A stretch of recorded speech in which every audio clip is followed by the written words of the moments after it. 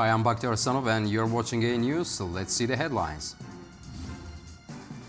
The Organization for the Prohibition of Chemical Weapons urged an investigation into the use of chemical weapons in Syria. The Biden administration approves another military aid package for Ukraine. Elon Musk becomes the first person in history to achieve a net worth exceeding $400 billion. The Organization for the Prohibition of Chemical Weapons is urging an investigation into the use of chemical weapons in Syria. The organization plans to call on Syria's new leadership to grant access for investigators to continue uncovering those responsible for attacks that left thousands dead or injured during the civil war. The Organization for the Prohibition of Chemical Weapons held a closed-door session with its 41-member Executive Council.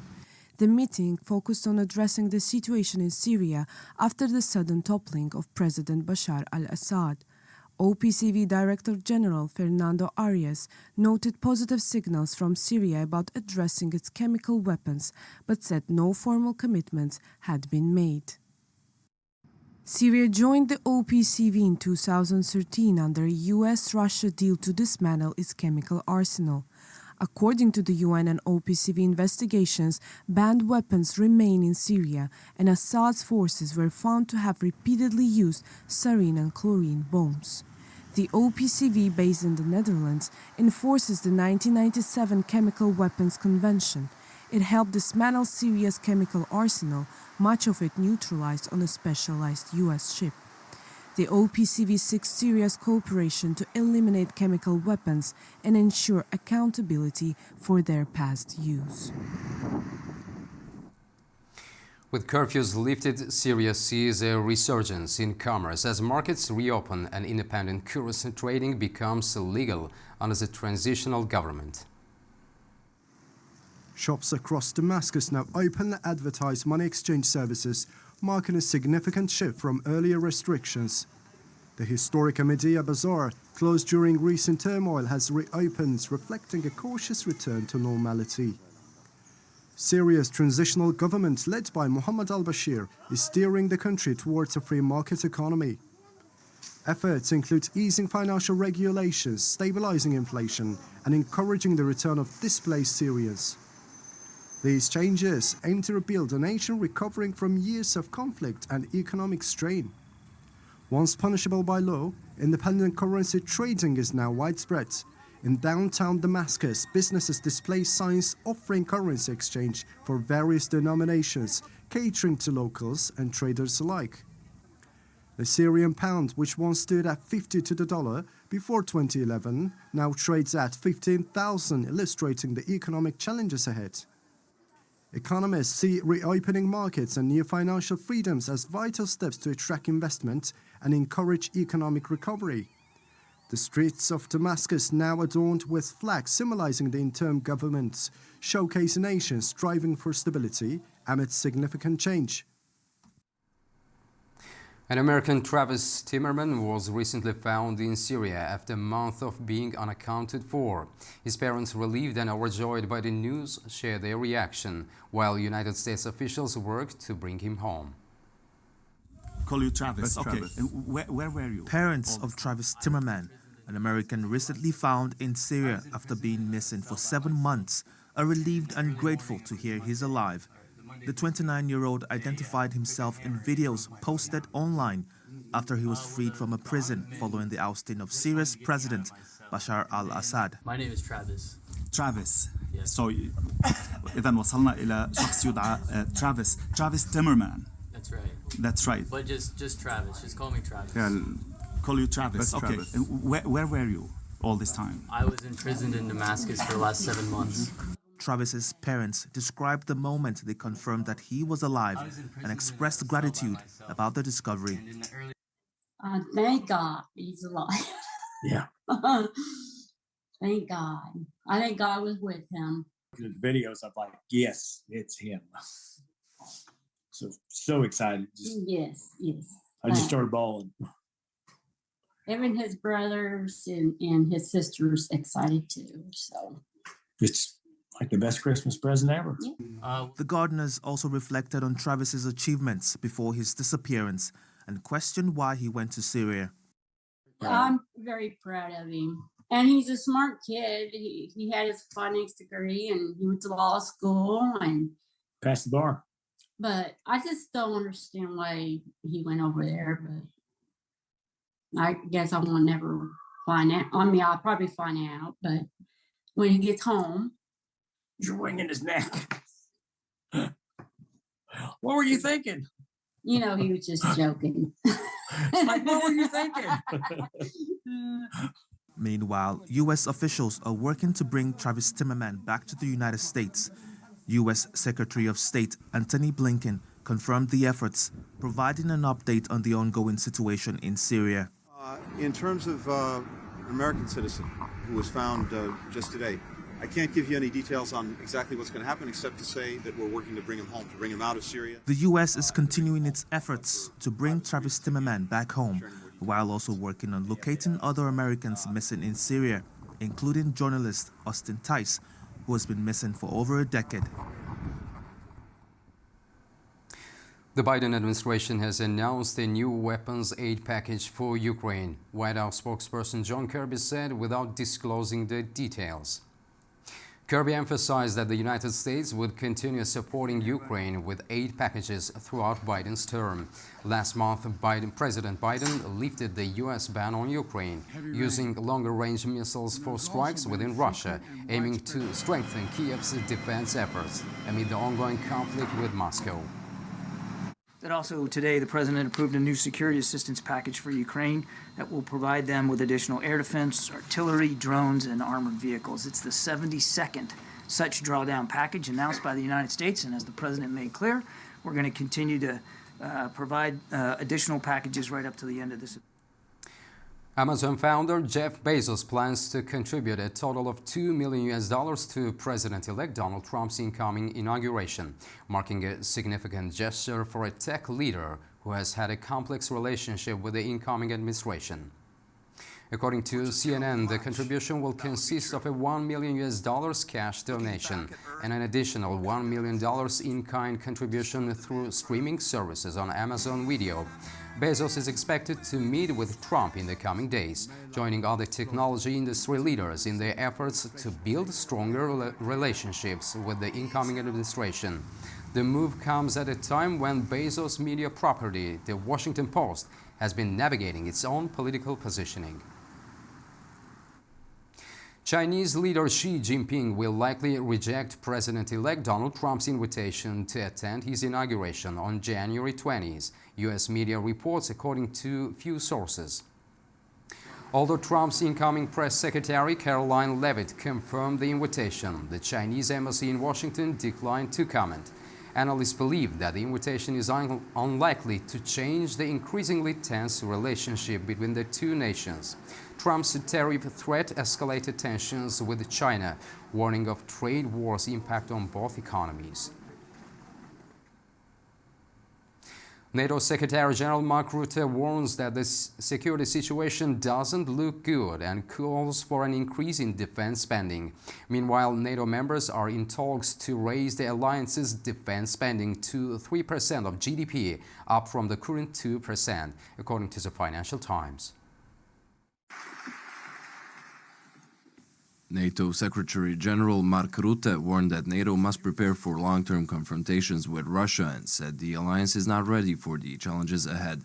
In his speech in Brussels, Rutte urged a shift to a wartime mindset, emphasizing the need to increase defense spending to counter Russia's growing military strength.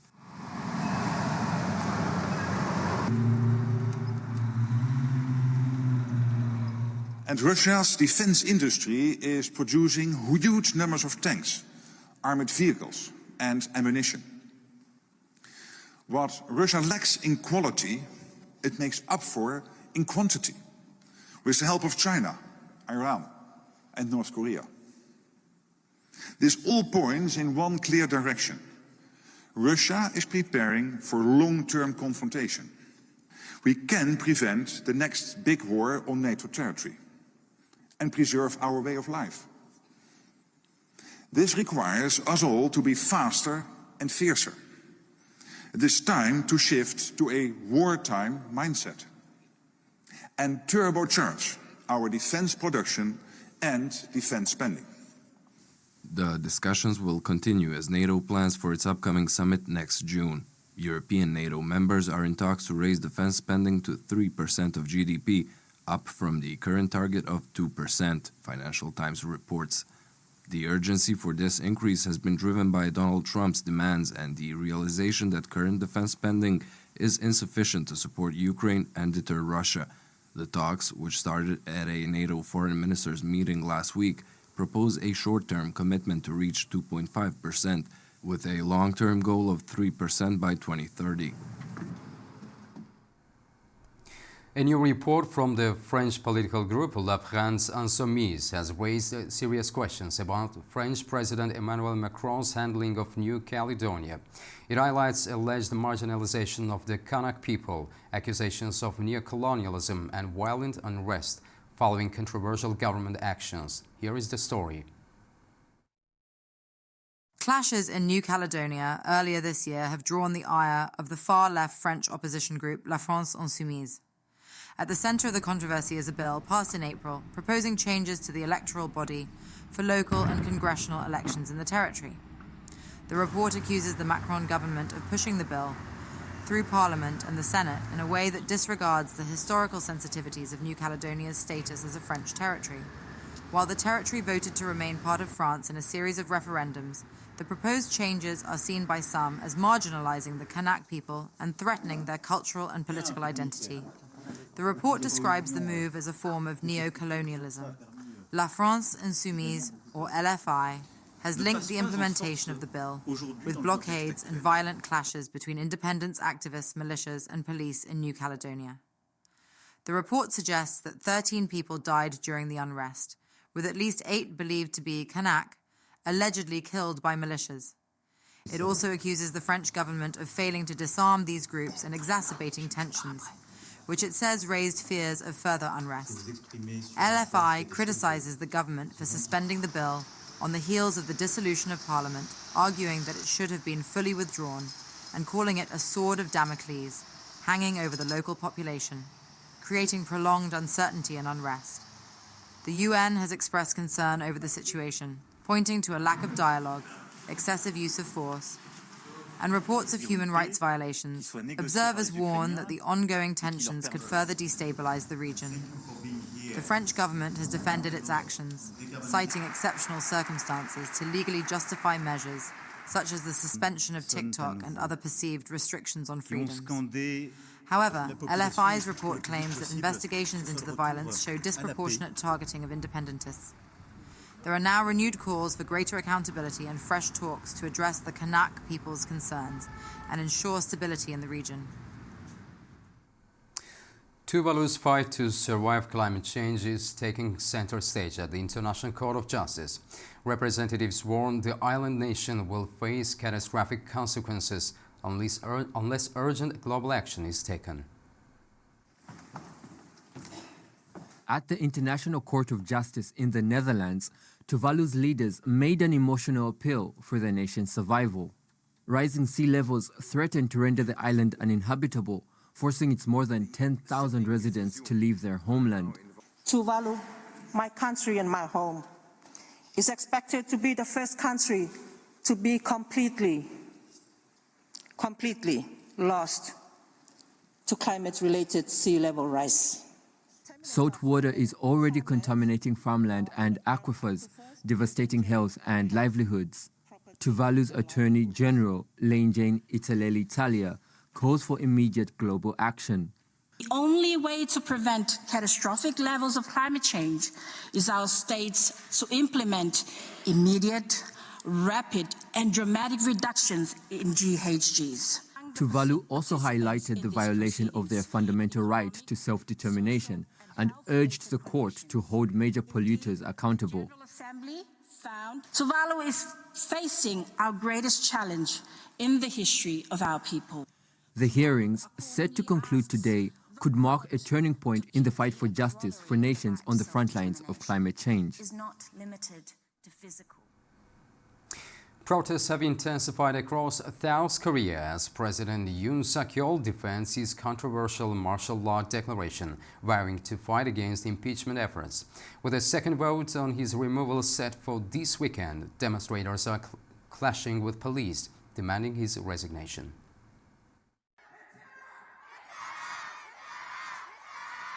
The protests, sparked by President Yoon Suk-yeol's controversial declaration of martial law, drew around 60,000 people near the National Assembly, with smaller demonstrations also taking place in downtown areas.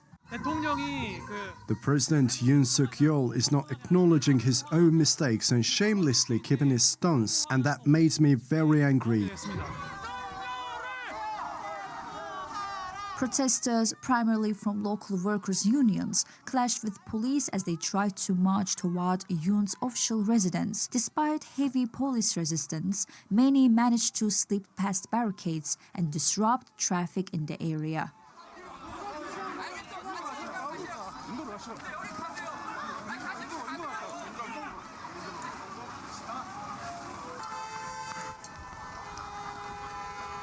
Here we are on the sidewalk and the police are blocking our way.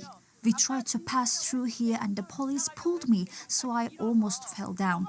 This is a violent situation and they cannot block us like this. President Yoon Suk-yeol is facing a second impeachment vote in parliament on December 14, following a failed attempt the previous week after the ruling party boycotted the vote. If the vote passes, the case would be sent to South Korea's constitutional court, which has up to 6 months to rule on whether Yoon should be removed from office. 윤석열 대통령에 대한 2차 A second impeachment bill against President Yoon Suk-yeol has been jointly proposed. This impeachment bill was submitted on the grounds of serious violations of the Constitution and laws, citing the President's unconstitutional and unlawful declaration of martial law and his role as the leader of a treacherous act.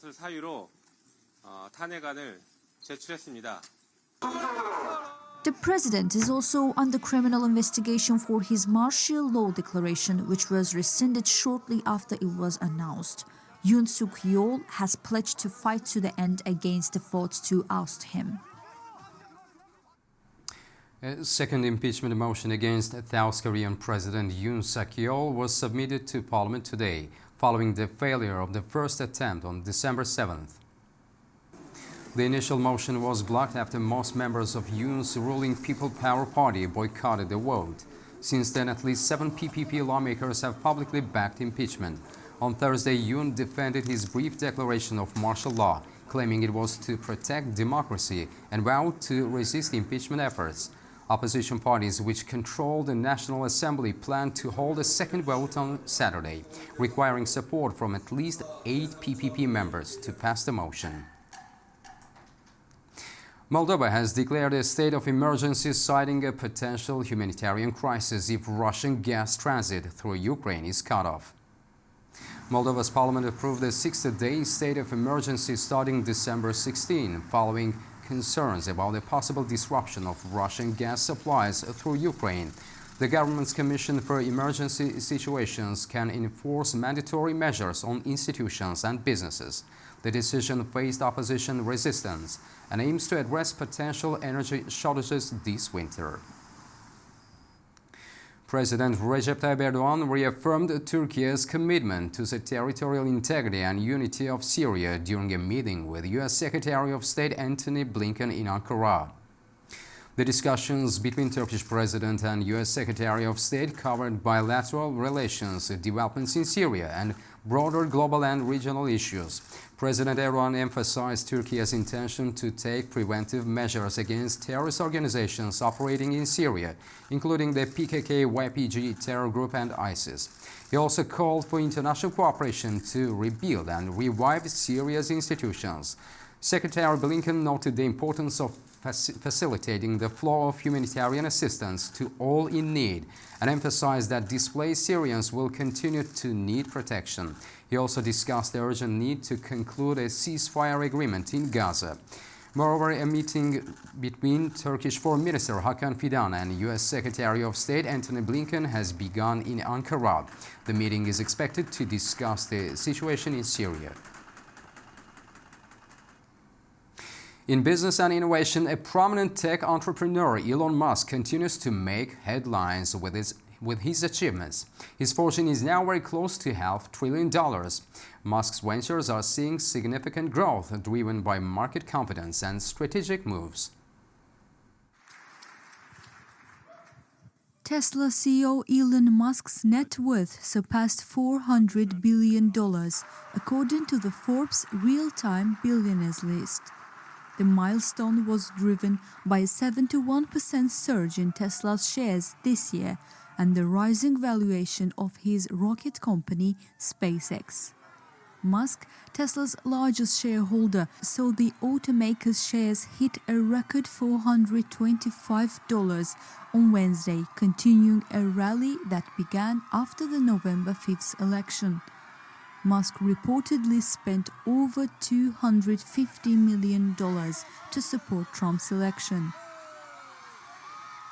His wealth was further boosted by a SpaceX insider share scale, where Musk and investors agreed to buy up to $1.25 billion in common shares, Bloomberg reported.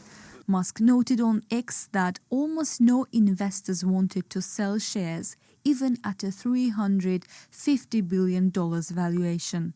He added that SpaceX reduced its share buyback from employees to attract new investors.